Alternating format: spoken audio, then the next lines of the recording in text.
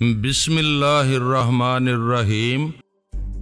اس کے رخسار دمک اٹھے، بولی اف اللہ، اب جائیے نا، تیار ہو کر آئیں، جلدی سے ہمیں بھوک لگی ہے۔ اوہ، یہ تو مجھے خیال ہی نہیں رہا تھا، میں نے چونک کر کہا اور تیزی سے باتھ روم کی طرف بڑھ گیا۔ کھانے کی میز پر بوڑھی ملازمہ نے مجھے شرافت علی کی آمد سے مطلع کیا تھا۔ میں کھانے سے فارغ ہو کر ڈائننگ روم میں آ گیا، جہاں شرافت علی میرا منتظر تھا۔ لزی برتن وغیرہ سمیٹنے میں ملازمہ کی مدد کرنے لگی تھی۔ شرافت علی نے مجھے دیکھ کر میری خیریت دریافت کی۔ کیا حال ہے جلانی آپ کا؟ کوئی تکلیف تو نہیں ہے یہاں آپ کو؟ جب سے آیا ہوں سوتا ہی رہا ہوں، اٹھنے کے بعد کھانا کھا کر تمہارے پاس آ گیا ہوں۔ اتنی دیر میں کیا تکلیف ہو سکتی ہے مجھے میرے یار؟ ہاں، جو تکلیف پہلے سے تھی وہ بدستور موجود ہے۔ اوہ، مجھے بتائیں کیا تکلیف ہے آپ کو، میں کوشش کروں گا اسے دور کرنے کی۔ نہیں یار جی، وہ تمہارے بس کی بات نہیں ہے، اس کے لیے تو مجھے ہی کرنا ہے کچھ نہ کچھ۔ غیریت برت رہے ہو، شاید اس لیے کہ تمہیں میرے اور دومن کے تعلقات کا علم نہیں ہے۔ بہت پرانا ساتھ ہے میرا اور اس کا، مجھ سے کوئی بات چھپی نہیں ہے اس کی۔ تمہارے اور اس کے درمیان ہونے والی محاذ آرائی سے بھی میں اچھی طرح واقف ہوں۔ میرے ہی مشورے پر اس نے تم سے دوستی کرنا چاہی ہے۔ تم نے ایسا مشورہ کیوں دیا تھا اسے؟ اس لیے کہ میں تم جیسے جیدار اور باصلاحیت آدمی سے دشمنی کو اچھا نہیں سمجھتا تھا۔ میں ایسے لوگوں سے دشمنیاں بڑھانے کے بجائے دوستی کرنا زیادہ بہتر سمجھتا ہوں۔ یوں بھی دشمنی میں نقصان کے سوا کچھ ہاتھ نہیں آتا۔ ہاں، بات تو کسی حد تک ٹھیک ہی ہے تمہاری، پر یہ کوئی اپنے اختیار کی بات تو نہیں ہوتی۔ آدمی حالات سے مجبور ہو کر ہی دشمنی پر آمادہ ہوتا ہے، ورنہ خوشی سے کون آگ میں کودنا پسند کرتا ہے؟ لیکن ایسے حالات ہی کیوں پیدا ہونے دیے جائیں جو دشمنی پر مجبور کر دیں؟ یہ کیا بات کہہ دی تم نے میرے یار؟ حالات پر کسے اختیار ہوتا ہے؟ ان کا رخ کون موڑ سکتا ہے؟ سب نہیں، مگر کچھ حالات ایسے ہوتے ہیں جن کا رخ موڑنا ممکن ہوتا ہے، اور یہ دشمنیاں یہ تو قطعی طور پر آدمی کے اختیار کی چیز ہیں۔ آدمی نہ چاہے تو یہ کبھی سر نہ ابھار سکیں، بس ذرا جذبوں کو لگام دینے کی بات ہے۔ او یار، کیسی بزدلی کی باتیں کرتا ہے تو؟ کوئی تیرا گردہ نکال کے بیچ ڈالے تو اس کے خلاف نفرت کے جذبے کو کیسے لگام دے گا؟ بہت آسانی سے وہ ہنس کر بولا، میں اپنے دل کو یہ سمجھاؤں گا کہ گردہ تو میرا جا ہی چکا۔ اگر گردے کے بغیر بھی میں اپنی زندگی اچھی طرح گزار سکتا ہوں تو دشمنی کر کے جان خطرے میں کیوں ڈالوں؟ اس کے بجائے گردہ فروش سے دوستی کر کے گردے کی قیمت کیوں نہ وصول کر لوں، جو زندگیوں کو سنوارنے میں میرے کام آ سکے۔ اور دکھ نہیں ہوگا تجھے اپنا اچھا بھلا گردہ ضائع ہونے کا؟ دکھ تو ہوگا، لیکن جب وہ جا ہی چکا ہے تو واپس تو نہیں مل سکے گا۔ نفرت اور غصے کا اظہار کرنے سے البتہ اگر دشمن کا وار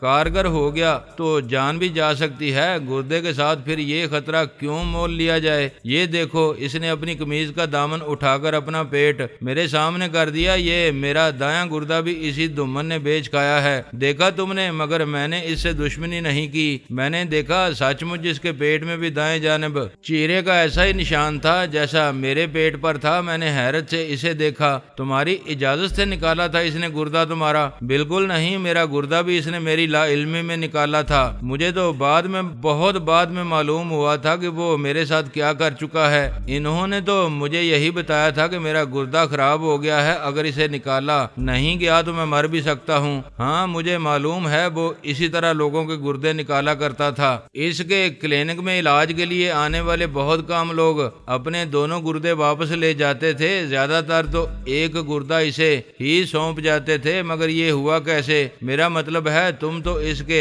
دوست ہو، پھر اس نے تمہارے ساتھ ایسا کیوں کیا؟ اس وقت ہماری دوستی نہیں تھی، میں ایک دفتر میں کلرک ہوا کرتا تھا۔ ایک بار پیٹ میں سخت تکلیف ہو گئی، علاج کے لیے ایک دوست کے مشورے پر دومن کے کلینک چلا گیا۔ اس نے مجھے داخل کر لیا اپنے ہاں۔ میں نے بہت کہا میں داخل نہیں ہو سکتا، اس کے اسپتال کے اخراجات برداشت نہیں کر سکوں گا، مگر اس نے میری ایک نہیں مانی۔ کہنے لگا، فکر مت کرو، تم میرے بھائی ہو، مجھے تمہاری غربت پر ترس آتا ہے، میں تمہارا مفت علاج کروں گا۔ تمہارا گردہ خراب ہو گیا ہے، اس کا آپریشن بھی مفت کروں گا، کوئی پائی پیسہ خرچ نہیں ہوگا تمہارا۔ میں مجبوراً راضی ہو گیا۔ جان کسی عزیز نہیں ہوتی جلانی بھائی، یہ تو بعد میں معلوم ہوا کہ اس کی اس خدا ترسی کے پیچھے کون سا جذبہ کار فرما تھا، اور جب مجھے اصل بات کا علم ہوا تو میں نے کوئی انتقامی کارروائی کرنے کے بجائے اس سے سیدھی سیدھی بات کی کہ اس نے میرے گردے کی جو قیمت حاصل کی ہے اس میں سے نصف رقم مجھے دے دے۔ پہلے تو اس نے مجھے دھونس دھاندلی سے ڈرا دھمکا کے بھگانا چاہا، لیکن جب میں نے بھی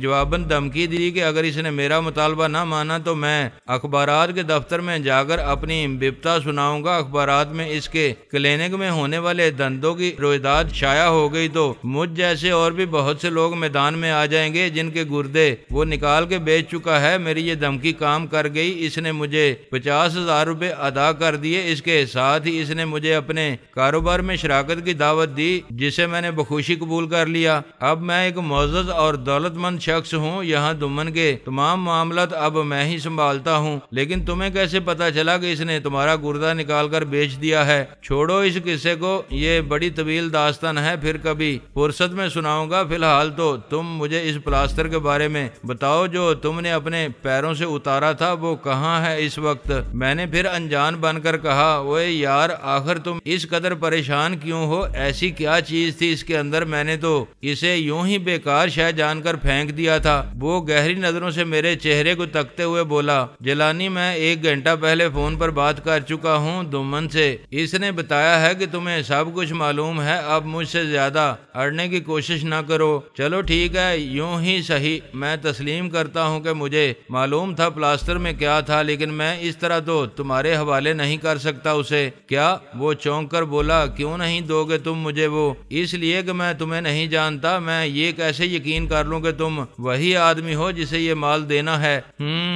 بات تمہاری بھی معقول ہے، یہاں آتے ہی جن حالات سے تمہارا سابقہ پڑا ہے اس کی روشنی میں تمہیں ایسا ہی محتاط رویہ اختیار کرنا چاہیے تھا۔ یہ ماننے کے بعد بھی کہ میرا رویہ درست ہے تم اس کے لیے ضد کرو گے؟ نہیں، بالکل نہیں، میں نہ اس سلسلے میں کوئی ضد کروں گا نہ جبر، میں اپنی طرف سے مطمئن کیے بغیر تم سے کوئی مطالبہ نہیں کروں گا، اور مطمئن ہونے کے لیے مناسب یہی ہے کہ تم دمن سے خود بات کر لو۔ رات جب تم نے اس پلاسٹر کی اہمیت سے لا علمی کا اظہار کیا تھا تو مجھے یہی خیال آیا تھا کہ شاید دمن نے کسی وجہ سے پروگرام تبدیل کر دیا ہے، لیکن اسے ایسا کرنا تھا تو مجھے اس کی اطلاع دینا چاہیے تھی۔ چنانچہ میں نے اس سے بات کی اور جب معلوم ہوا کہ تم نے غلط بیانی سے کام لیا ہے تو میرے ذہن میں یہ بات آئی کہ یا تو تم میری طرف سے مشکوک ہو یا پھر تمہاری نیت خراب ہو گئی ہے۔ میں نے دمن سے کہا وہ تمہیں فون کر کے میری طرف سے مطمئن کر دے، لہٰذا اب وہ فون کر کے تم سے بات کرے گا، اس وقت تک میں بھی یہیں موجود ہوں۔ یہ اچھا کیا ہے تم نے، ورنہ میرا تو خیال تھا تم میرے ساتھ زبردستی کرنے کی کوشش کرو گے۔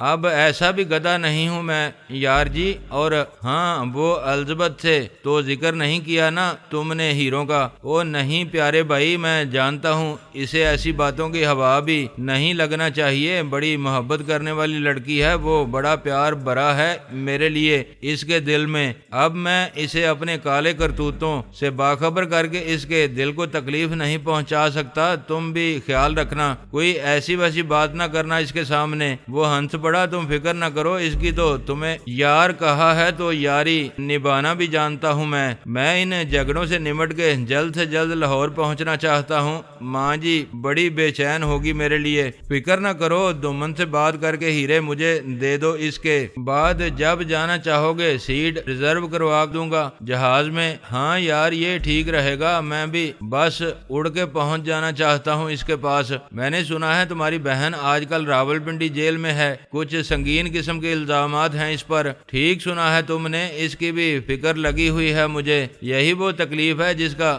ابھی ذکر کیا ہے میں نے۔ اس کے ساتھ میرا یار اسلم ابھی بھی ہے، سنا ہے جیل کی سختیوں نے اس کی بینائی چھین لی ہے۔ ان دونوں کو بھی آزاد کرانا ہے مجھے، لیکن کوئی تدبیر نہیں بن رہی ہے۔ فکر مت کرو یار، کوئی بہت بڑا وکیل کھڑا کر دیں گے ان کی پیروی کے لیے۔ تم لاہور جا کر ماں جی سے مل آؤ اپنی، پھر دیکھیں گے اس مسئلے کو بھی۔ فون کی گھنٹی نے ہماری باتوں کا سلسلہ منقطع کر دیا۔ شرافت علی اٹھتے ہوئے بولا، شاید دمن کا فون ہے، ٹھہرو میں دیکھتا ہوں، میں نے کہا اور بڑھ کر ریسیور اٹھا لیا۔ دوسری طرف دمن ہی تھا۔ میں نے اسے صورتحال سے آگاہ کیا، اس نے سب کچھ سننے کے بعد کہا، ٹھیک ہے جیلانی، اب تم صحیح لوگوں کے درمیان پہنچ چکے ہو، وہ امانت تم شرافت علی کو دے دو۔ اس نے ہدایت دے کر سلسلہ منقطع کر دیا۔ میں نے ریسیور رکھ کر شرافت علی کو دیکھا، وہ سوالیہ نگاہوں سے مجھے دیکھ رہا تھا۔ میں نے مسکراتے ہوئے کہا، چلو آؤ میرے ساتھ، تمہاری امانت میری اٹیچی میں موجود ہے۔ इसका चेहरा खुशी से खिल गया। वो मुस्कुराता हुआ उठकर मेरे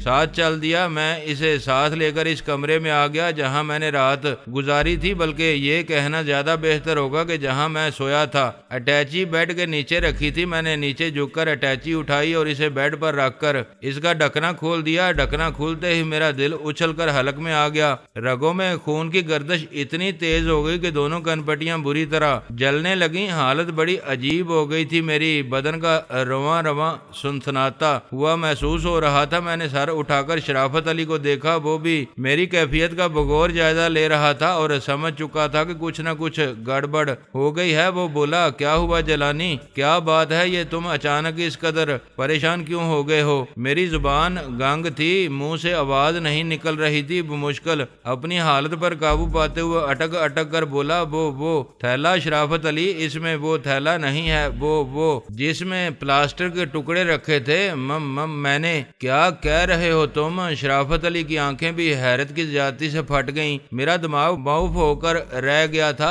चंद लम्हे के लिए तो जैसे मेरी रगों में लहू की गर्दिश थम गई थी। शायद खून रगों में हरकत करना भूल गया था। ऐसा ही शदीद और अचानक झटका पहुंचा था दिलो दिमाग को मेरे। और इस शराफत अली की हालत भी कुछ मुख्तलिफ नहीं थी मुझसे। दीदे इसके भी फैल कर रह गए थे और मुंह यूं खुला हुआ था जैसे हवा मार गई हो इसे मुंह बंद करने की। इसमें सकत ही न रह गई थी। ये कैफियत मेरी बस चंद लम्हे रही थी। इसके बाद तो मेरी रगों में खौलता हुआ लावा दौड़ने लगा। आंखें बेतरह सुलग उठी। मैंने अटैची बंद करके अलग रखी और शराफत अली को खूंखार नजरों से देखते हुए उठकर इसके करीब जा ठहरा। ओए स्यापा दिखाता है मुझे तू, खोते दे पुत्र। वो एकदम गड़बड़ा गया, यूं उछल के पीछे हटा जैसे मैंने इसे बिजली का नंगा तार छुआ दिया हो। क्या कह रहा है जलानी, होश खो बैठा है क्या? मैं तो पहले ही समझ गया था तेरी नीयत में फतूर आ गया है। ओए नीयत के बच्चे, उल्टी चोरी लगाता है मुझ पर, सुअर की औलाद। मैं तैश में आकर इस पर झपटा। वो मुझे झुकाई देकर दूसरी तरफ निकल गया और तेजी से पिस्तौल निकालकर मुझ पर सीधा करते हुए बोला, रुक जा जलानी, ये ड्रामा मेरे साथ नहीं चल सकेगा तेरा। सीधी तरह हीरे निकाल दे, वरना आज अपनी बदमाशी की उम्र तमाम समझ। तेरे जैसे कुत्तों की दुमें सीधी करना आता है मुझे। इसके हाथ में पिस्तौल देखकर मैं ठिठक गया। इस घड़ी वो तिलस्माती अंगूठी मेरे जहन से बिल्कुल उतर गई थी। ये याद ही नहीं रहा था कि वो इस पिस्तौल को मुझ पर पत्थर की तरह फेंक कर मार तो सकता था, इससे मेरा सीना छेद नहीं सकता था। इसके अंदर दरी वो अजल की प्यांबर गोली जिस पर एतबार करके शराफत अली मुझ पर यूं भौंक रहा था, मेरे सामने इससे वफा नहीं कर सकती थी। मैंने रुककर इसकी आंखों में झांका। आदमी के पूरे जिस्म में एक आंख ही ऐसा पुर्दा है जिस पर एतबार किया जा सकता है। ये एक ऐसी किताब है जिसमें सच ही सच रकम होता है। आंखों की तहरीर कभी किसी को धोखा नहीं देती। शर्त यह है कि किसी को वो तहरीर पढ़ने का फन भी आता हो, और ये फन कहीं से हासिल नहीं किया जा सकता। ये तो जमाने की ठोकरों में रुलते रुलते आदमी खुद ब खुद सीख जाता है। मुझे मेरी खामपारा तकदीर जिस भट्टी में पकाती रही थी, वहां तो बड़े तजर्बे समो दिए गए थे। मेरे अंदर इस जलालत खान की आंखें जो लोगों को अपना नाम शराफत अली बताता था, मुझसे झूठ नहीं बोल रही थी। इसकी जुबान भी सच्ची उगल रही थी। इस समय मेरे चेहरे पर तरद्दुद की परछाइयां लहराने लगी। मैं उलझन का शिकार होकर बोला, ठीक है प्यारे, ये काम तेरा नहीं है। मुझे यूं ही शुबहात ने आ घेरा था। वजह इसकी ये थी कि यहाँ मेरे और तेरे सिवा कोई नहीं जानता कि इस प्लास्टर की कीमत क्या है, और प्लास्टर के वो बेहकीकत टुकड़े खुद अपनी कीमत बता नहीं सकते किसी को। मेरी बात सुनकर शराफत अली के चेहरे का तनाव कदरे कम हुआ, मगर फिर एकदम इसके राग पट्टे दोबारा अकड़ गए। लहजे का तंतना कुछ और बढ़ गया। तेरी कोई चालाकी मुझ पर असर नहीं करेगी जलानी। बकवास मैं बिल्कुल नहीं सुनूंगा। खैरियत चाहता है तो अपनी तू वो सारे हीरे उगल दे यहाँ मेरे सामने। रोक के उस्ताद, रोक के। ज्यादा फों फां न कर प्यारे भाई। यकीन कर ले किसी ने हाथ साफ कर दिया है उन पर। कैसे यकीन कर लूं मैं?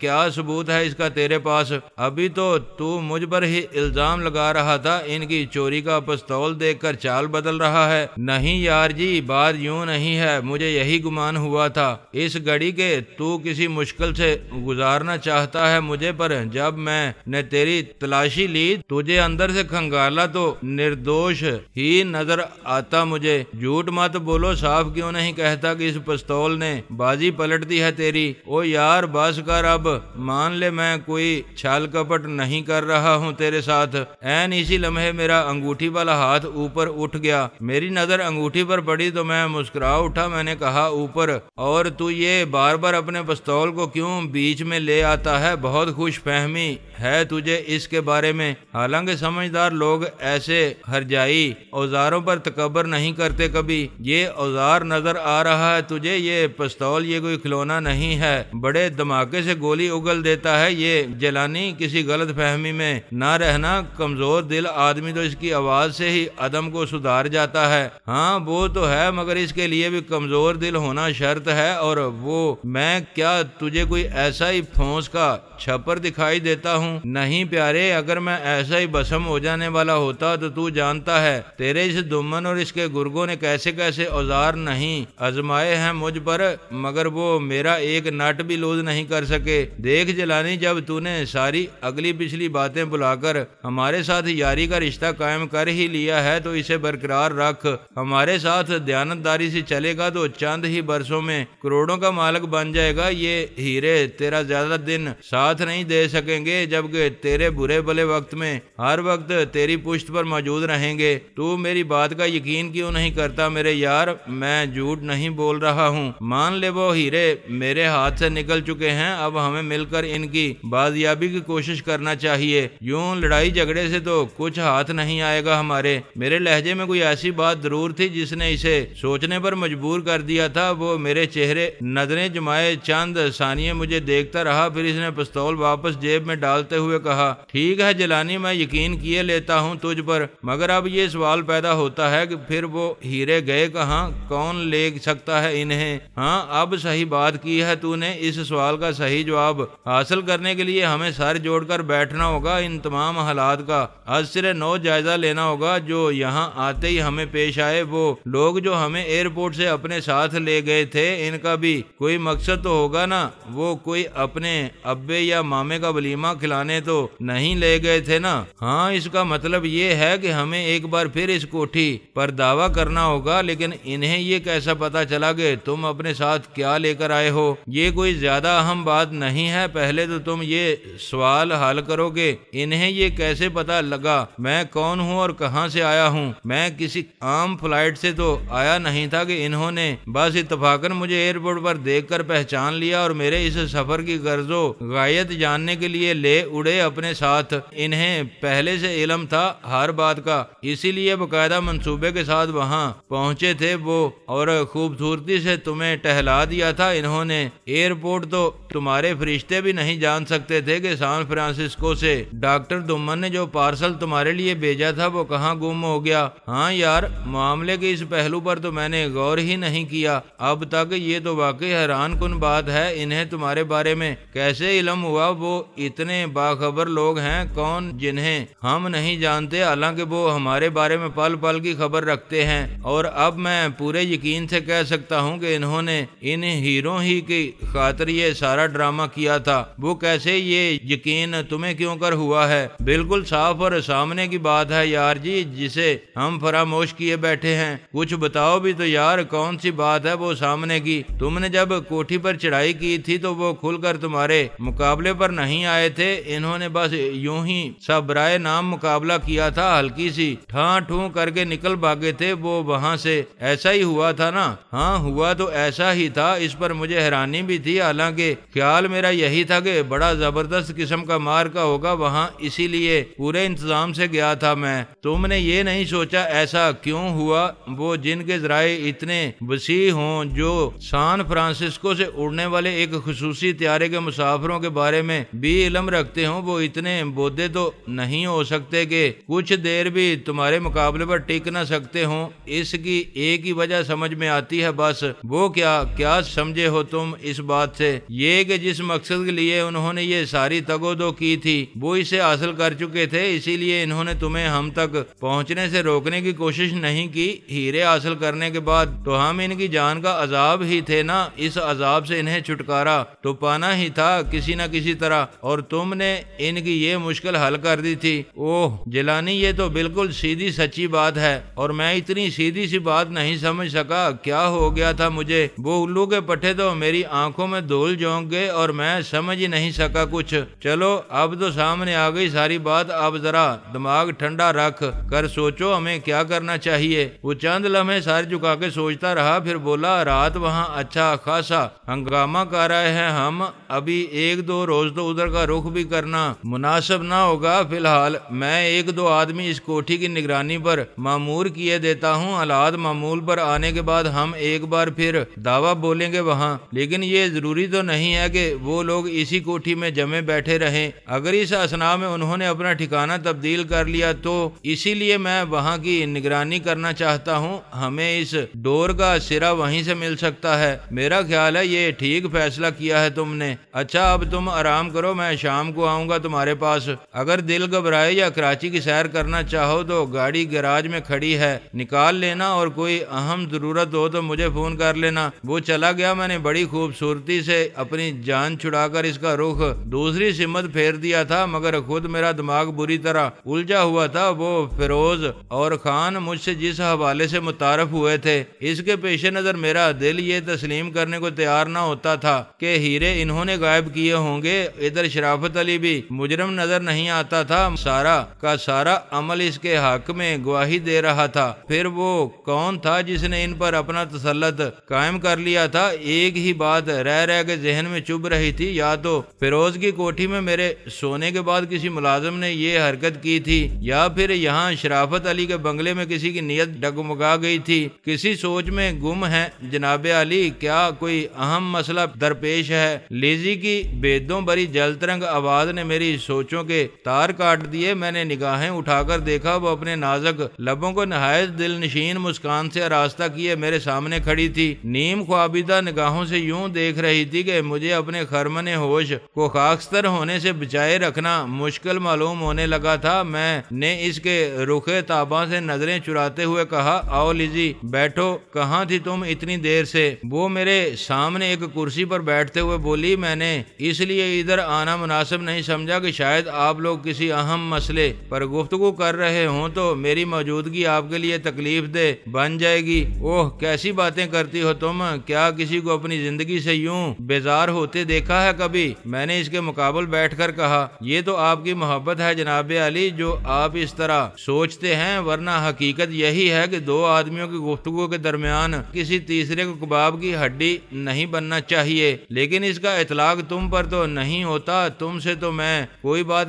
چھپا ہی نہیں سکتا، کبھی آپ نہ چھپائیں کوئی بات، مگر دوسرا شخص تو چھپانا چاہے گا نا، اس کے نزدیک تو میری یہ حیثیت نہیں ہے۔ ہاں یہ تم ٹھیک کہتی ہو، وہ شرافت علی شاید تمہارے سامنے کھل کر نہیں بول سکتا، کوئی اہم ہی مسئلہ لے کر آیا تھا وہ، یہ تو میں اسی وقت سمجھ گئی تھی جب وہ آپ کو ساتھ لے کر ادھر آ رہا تھا۔ میں نے اس وقت اچانک یہ فیصلہ کر لیا کہ لیزی کو اس سارے معاملے سے باخبر کر دوں، اس طرح آرتھر کے دل میں دمن کی طرف سے بدگمانی کا پودا لگایا جا سکتا تھا۔ مجھے ان دونوں ہی سے کوئی ہمدردی نہیں تھی، میرے نزدیک تو وہ دونوں ہی خوفناک قسم کے زہریلے سام تھے جن کا سر کچلا جانا بے حد ضروری تھا۔ ایک دشمن کو دوسرے دشمن کے مقابل کھڑا کر کے خود کو تماشائی بنا لینے کا اصول بھی ان یہودیوں ہی کا وضع کرتا تھا۔ میں نے بچپن میں ایک واقعہ پڑھا تھا، کہیں ایک یہودی دکاندار کی دکان میں سانپ نکل آیا، یہودی کا جوان سال بیٹا بندوق لے کر سانپ کو مارنے کے لیے آگے بڑھا ہی تھا کہ یہودی نے اپنے ایک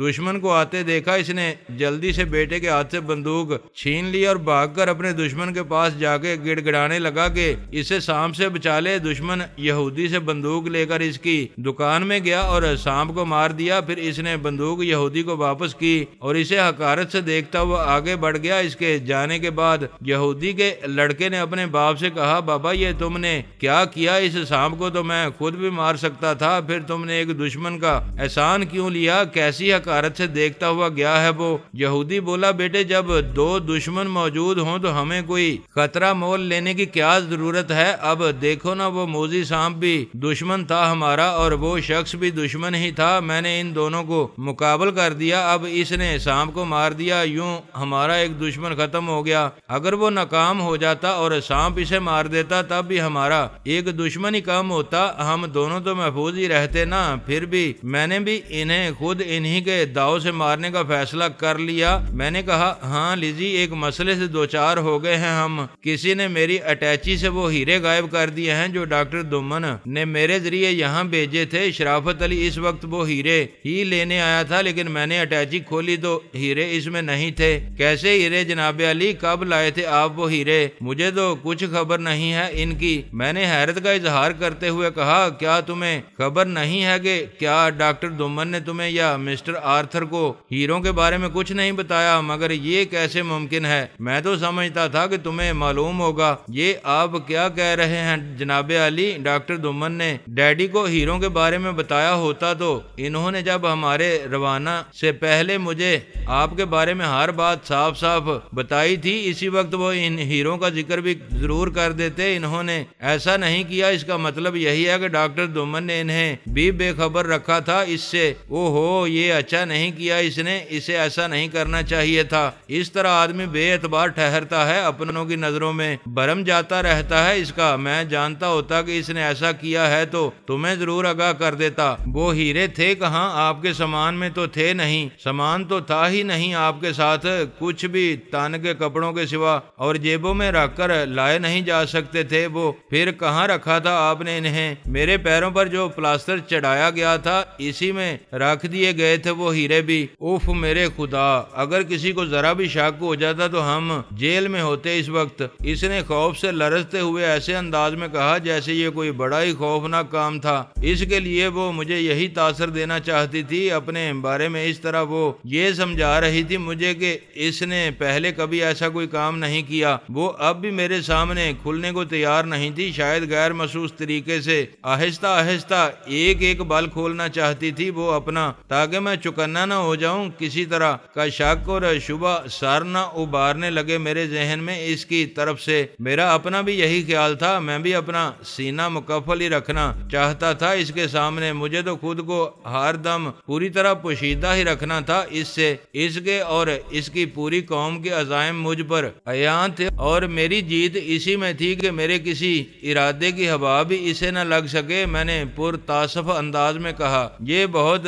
برا کیا ہے اس ڈاکٹر دومن پھومن نے، تمہارے ساتھ دل میں تمہارے بدگمانی ڈالنے کی کوشش کی تھی۔ اس نے پورا سور جن ہے وہ۔ لیزی نے چونک کر مجھے دیکھا۔ کیا ہوتا ہے یہ؟ بڑا عجیب نام دیا ہے آپ نے اسے۔ کیسا نام؟ کس کی بات کر رہی ہو تم؟ یہ جو ابھی آپ نے کہا تھا ڈاکٹر دومن کے بارے میں، یہی کوئی پورا سور جن ہے وہ۔ اوہ، میں بے اختیار ہنس پڑا۔ وہ اصل میں بات یہ ہے لیزی کہ اس وقت غصے میں بے ساختہ نکل گیا میری زبان سے۔ یہ وہ میرا یار آبی کہا کرتا تھا، اسے سور جن وہی یاد آ گیا تھا مجھے اس گھڑی۔ آبی یہ کون ہے اور کہاں ہے اس وقت؟ اس کا پورا نام تو محمد اسلم آبی ہے، بڑا پکا یار ہے وہ میرا، میرے پسینے پر اپنا خون گرانے کو تیار رہتا ہے ہر گھڑی۔ ان دنوں میری بہن آسیہ کے ساتھ راول پنڈی جیل میں اپنی 13 بختی کے دن گزار رہا ہے۔